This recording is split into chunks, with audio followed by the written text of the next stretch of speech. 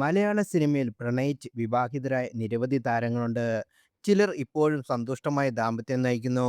മറ്റു ചിലർ ഒത്തുപോകാൻ കഴിയില്ലെന്ന് മനസ്സിലാക്കി വേർപിരിഞ്ഞ് അവരുടേതായ വഴിയിലൂടെ സഞ്ചരിച്ചു തുടങ്ങി. സിനിമാ മേഖലയിൽ ഒരുമിച്ച് പ്രവർത്തിക്കുമ്പോൾ ഗോസിപ്പുകൾ വരുന്നതും പ്രണയിക്കുന്നതും വിവാഹം കഴിക്കുന്നതുമെല്ലാം സർവ്വസാധാരണമാണ്. നിരവധി വേർപിരിയൽ കണ്ടിട്ടുണ്ടെങ്കിലും ഇപ്പോഴും മലയാളികൾക്ക് ഉൾക്കൊള്ളാൻ കഴിയാത്ത വേർപിരിയൽ മഞ്ജു വാര്യർ ദിലീപ് ജോഡിയുടേതാണ്. സിനിമാ സെറ്റിൽ തുടങ്ങിയ പ്രണയം വിവാഹത്തിലേക്ക് എത്തുകയായിരുന്നു. നായികയെ ആദ്യ സിനിമയിലെ നായകനെ തന്നെ ജീവിതത്തിൽ നായകനായി കിട്ടിയപ്പോൾ മഞ്ജു അതീവ സന്തോഷവതിയായിരുന്നു.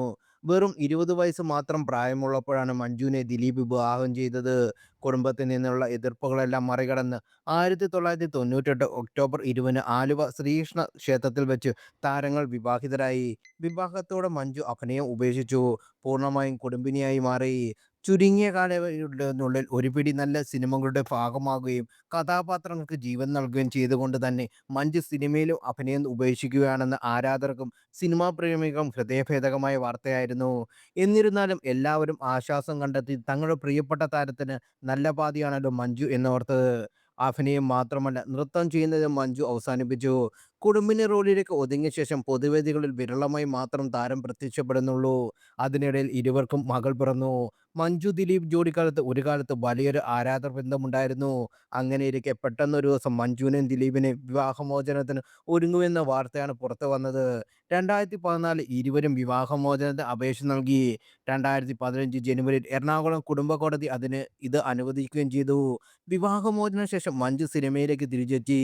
ദിലീപ് തന്റേതായ രീതിയിൽ സിനിമയിലും തുടർന്നു. വേർപിരിയാനുള്ള കാരണം ഇരുവരും എവിടെയും പങ്കുവച്ചിട്ടില്ല.